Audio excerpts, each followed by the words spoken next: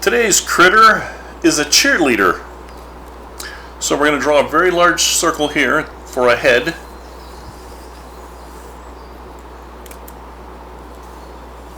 Draw it lightly. We're going to draw her spine like this. So that's actually a curved spine, but it'll make sense as to why it's so angular in just a moment. Then we're going to draw her hips here and her legs here. And I'm just going to leave this one alone because I think I'm going to have her have 3 legs. And you'll see why she has 3 legs in just a moment. Shoulders.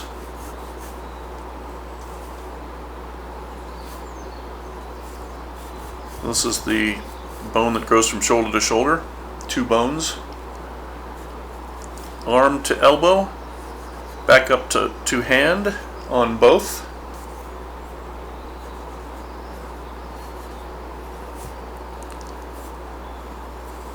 It's not always necessary to draw the joints, but it's kind of fun. And then we're going to draw, even though she's a cheerleader, we're going to draw her with a frown on her face. And one big fang right here.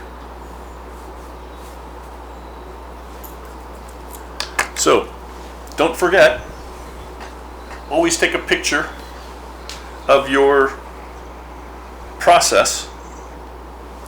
So I'm going to take a picture of this part. I'm not sure what we're going to call her yet. That'll come to me as we go. So first picture is just of the stick figure. Now, just so you know why she got into cheerleading, it's because her head is a pom-pom. Why is her head a pom-pom? I don't know. Why is this sea creature wearing swimsuit? So this is just a series of curved triangles. It also looks a little bit like a bush, like a tree. So let's go with that theme. Let's make these leaves or parts of a pom-pom. And her body is going to be a tree trunk. And her feet are going to be roots. So you can draw little twigs coming off of the roots where it goes into the ground. Just do a series of blades of grass like that. Then I'm going to draw another part of the trunk going like this. And if you notice, I'm just going on the outside of each of these shapes that have been established already. And then I'm just adding little details. These little roots that are coming off to make it look like roots coming out of the tree into the ground. So just like every other branch, they also can look like toes. The branches that are her arms, same thing. I'm just going to do a larger area around these things and then go a little bit smaller and tapered this way down towards where her elbow is. And then I'm going to go even smaller, just like a branch, sort of triangular shaped up to where her hands are. And in her hands, we're going to put more pom-poms. So her head is a pom-pom, her hands are pom-poms, and the pom-poms are made out of leaves. I don't know why I like saying the word pom-pom, but it just has sort of a fun feel to it.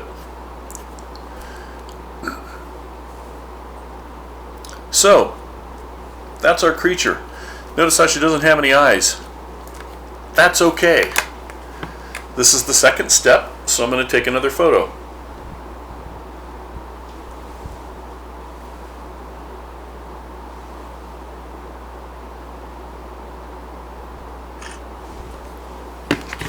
Now I'm going to go in and start doing the details. So,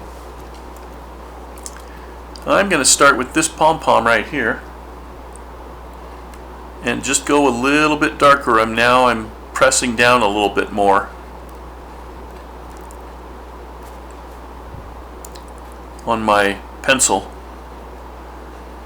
so that when I put these details in, and every so often you can put little branches coming off or little twigs coming off the edge of the character. Since this part of the bush or the tree is in front of the shoulder, I'm just going to draw some leaves like this.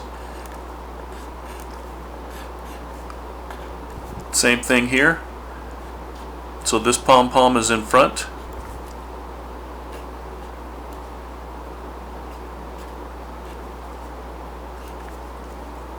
Goes up to her shoulder.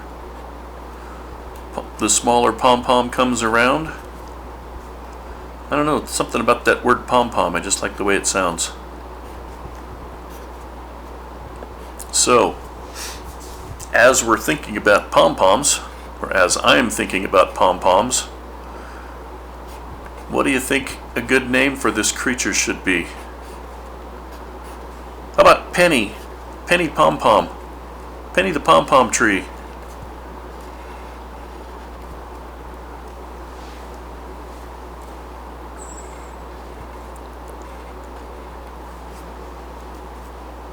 So I'm just going to keep continuing going around on this.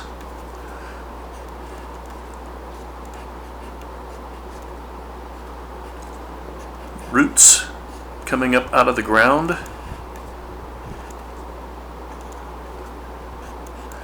And going into the ground that also look like toes.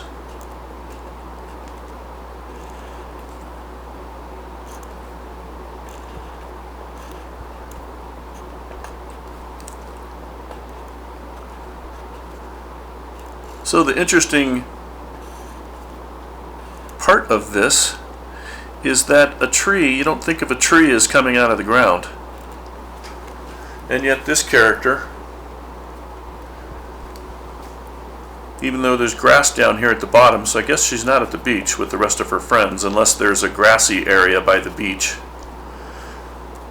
I still want to do a horizon line, so I'm going to put the horizon line here, but I'm just going to do more blades of grass.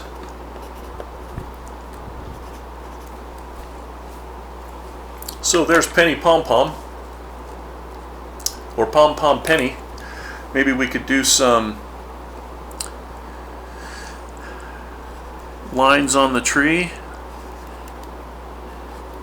to make it look more like a tree by putting lines to make it look like bark.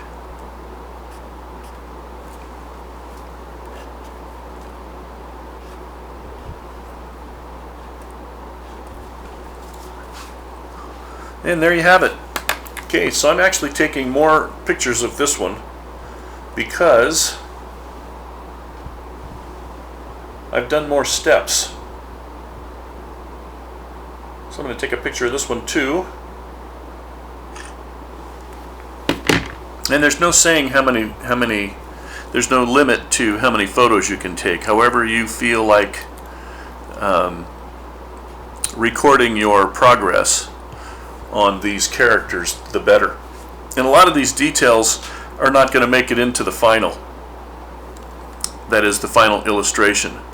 So I'm just sort of thinking as I draw here. So the last thing I'm going to do for this video is I'm going to beef it up. And as I beef it up, I'm going to make decisions like this arm being behind the shadow.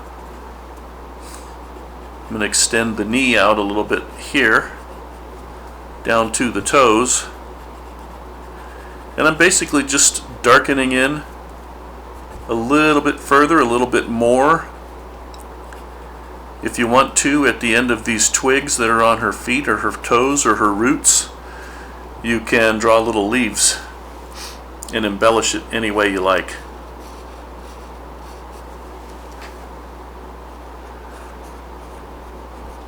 So again, I'm just emphasizing different parts as I darken in the outline.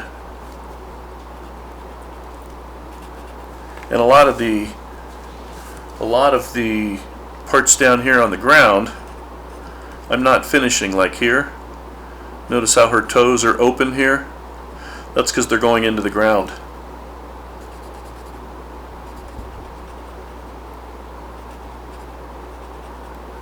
And remember, these are just small doodles at this point. So don't be super concerned with how great they look or how simple they might look. Don't be worried if you don't get every detail just right. These are just guidelines. This is just a warm-up exercise. We are going to do things with these characters, and haven't decided quite what yet, but I'm thinking something with a Halloween theme, because critters or monsters or whatever just lend themselves to celebrating Halloween. So start thinking about maybe using one of these characters and think about what sort of costume they might have for Halloween. If you still celebrate Halloween, if you still go out trick-or-treating, if they even allow trick-or-treating, I didn't think about that until just now. We may not be able to trick-or-treat this year if COVID-19 continues to isolate us in our homes. So I might have to think of some sort of virtual trick-or-treating. I'm not quite sure how that'll work. So here's the deal. As you draw, you've been listening to me in my banter, in my musings, and these are the kinds of things that go on in the mind of a cartoonist as they're drawing. What stories can you make up? Well, as I said before, if you define the character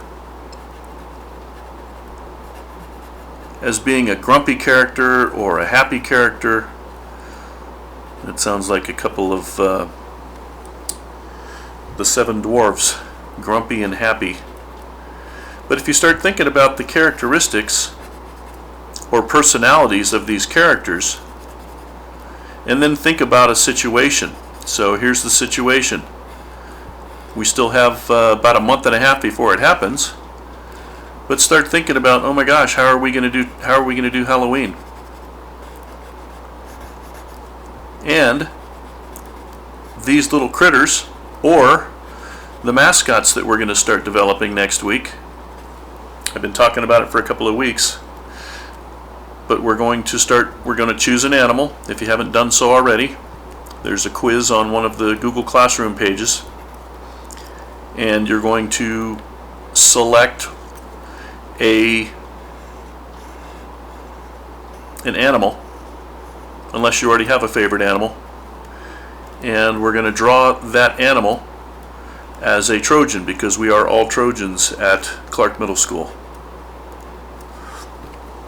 So that's my quote-unquote final for today.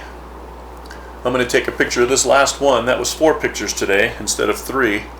And then I will upload these to Google Classroom today.